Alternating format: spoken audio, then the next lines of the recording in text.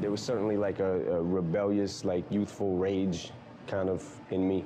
And there was also, you know, the fact of the no getting away from fact that I am white, you know, and this is predominantly black music, you know, and people telling me you don't belong, like you're not gonna succeed because you're this color. Then you want to show those people that, you know, that you can and you will. I grabbed the mic, like though, like in front of actual people that mattered, you know what I'm saying? Like at a club, I got booed. I remember that. It was very traumatic for me. And I had actually, I think I had, at that point, like the 8 Mile thing was kind of, that's what I was kind of taken from or whatever. And I think I went home like, man, I quit. Right. And then, you know, maybe a couple days later, a week later, I got the urge to like, nah, man, I gotta get up, gotta do it again. I finally found something that, yeah, this kid over here, you know, he may have more chicks, like he may have better clothes or whatever, but he can't do this like me. You know what I mean? He can't write what I'm writing right now. And it started to feel like, you know, maybe Marshall's getting a little respect. My dream was for like, to be able to one day, like hear rappers that I looked up to on the radio and be like, yo, what if Jay-Z, whoever, what if they heard of me? What if they thought I was dope? You know what I'm saying? Like that was where my mentality always was with it.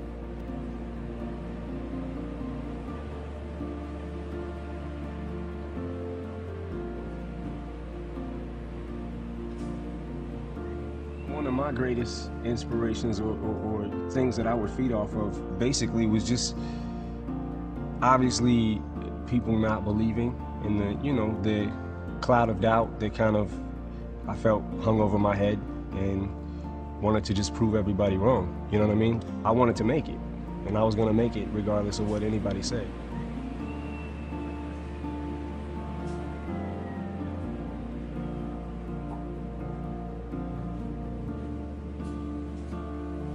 I don't think that my goal has changed in the sense of, you know, from this, I rap from the same aspect of when I did when I was a kid. Like I just wanted to get the respect. I just wanted to get a reaction out of people. I just wanted to be heard, and I wanted people to respect what I do and respect the fact that I respect the craft. You know what I mean? Of MCing. So I really just it's pretty much the same thing today. Kind of, you know, the Detroit mentality to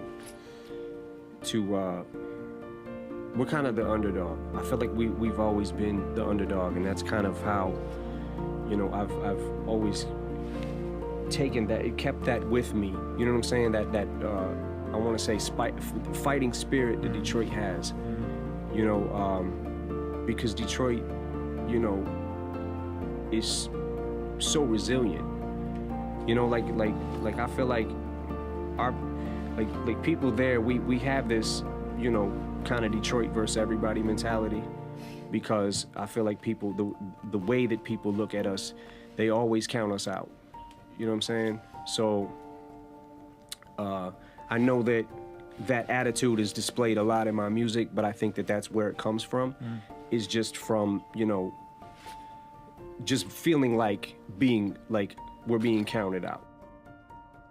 Don't be afraid to try whatever, even if the idea in the beginning is stupid. Yeah. You know, because a lot of ideas in beginning stages, not mine, of course, mine are just insane from the moment I think of them. Of course. But sometimes ideas, you know, they're not always the greatest. Yeah. No, I mean, you know. Don't be afraid to fail, basically, to get somewhere else, to get on the journey. Absolutely. Yeah. So if you say one thing, that's going to spark another thing to lead to a better thought. Yeah.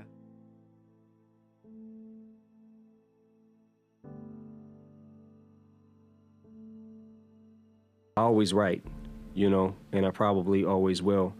I don't know at what point, you know, whatever point I decide, like, I'm gonna put the mic down or whatever happens with that, I do feel like I always want something to do with the music. So whether it's producing or whatever, you know, ends up happening, I think that I just want something to do with it, you know. Music is always gonna be in my head, so.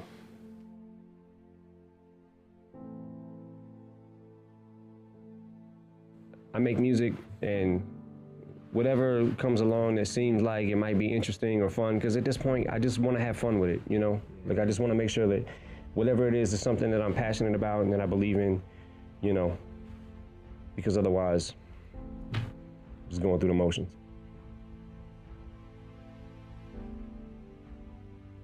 For a guy who hated school, who, you know, was in the 9th grade 3 times, you spend all your time thinking about words.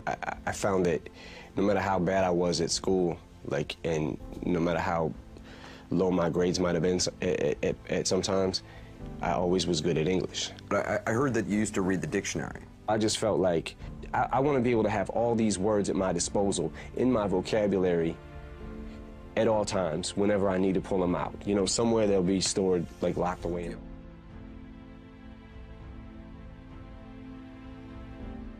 Like always, with anything, you gotta take the good with the bad, you know? You might, I understand that the level of success that I'm at doesn't happen to everybody every day, but, like, you know, there's new problems you're gonna have with everything. If it wasn't my success and I was still trying to look for a job or working a dead-end job and didn't have no money to eat with, it would be those kind of problems that I would have, those type of family problems. How are we gonna feed Haley? How are we gonna raise her? How are we gonna stay together? How are we gonna pay our rent? Do you know what I mean? Yes. So it would be, so now it's new problems. It's like, money's not the problem. Now it's different things.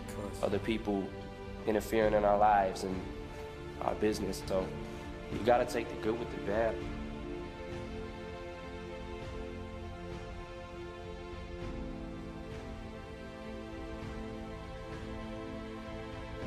I had it in me, but wasn't quite sure how to bring it out yet.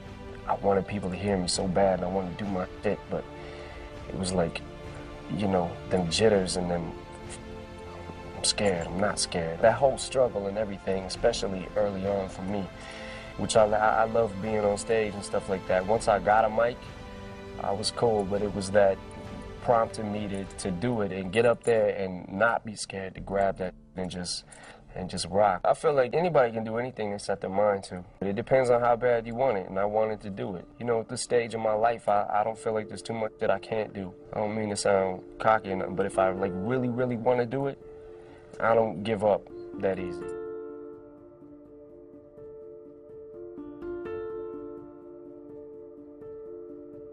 I had to admit that I had a problem. I had to, I think I had to be ready for myself. Like, I had to be ready for me. I know that it's, you know, I don't mean to make it sound cliche, but you have to do it for yourself. You know, you can't do it for other people. And I think that when I went to rehab the first time back in, I think, 2005, I felt like I was doing it for other people. I wasn't doing it for me. So I kind of went in, fought the system, didn't really want to listen to what anybody had to say about it. And I felt like, well, I don't have a problem like these people, you know. I just take this because I just take these pills because I can't sleep. I have a sleeping problem. I just take, you know, Vicodin for recreation, you know. And, you know, then I went through a really rough period after I came home from rehab, and I lost my best friend, and kind of the reins were off. It was kind of just like, you know, screw it, this is like, you know, and from there I really went downhill, and that's when I overdosed, got out the hospital, relapsed a short time after that, basically scared of myself, and went to some people and was like, yo, I got a problem, I need help, I can't beat this on my own. Because the whole time I think I was thinking that I could, but I couldn't. First, before anything, I'm a father before I'm a rapper.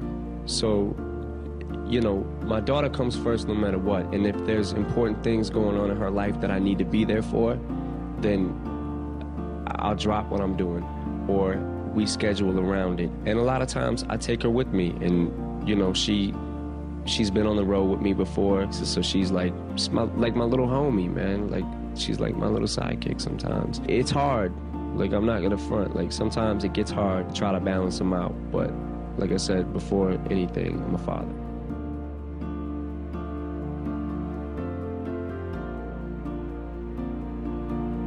I told you, another day, another dollar, literally. McDonald's, no motherfucking cuisine, dining out, food, good food, nothing. We're on a fucking budget here. We're on a budget. I had to walk here. They rode the fucking bus. I had to walk here. With a goddamn backpack the size of my house. I got my house in my backpack. My motherfucking underwear, socks, all that shit. Everything. Do-rags, hats. You see me wearing the same clothes, go back to yesterday. You see me wearing the same shit. The only thing I did is switch my do-rag. That's it. Same goddamn shit. Every day. That's why I say another day, another dollar. Same shit, same toilet.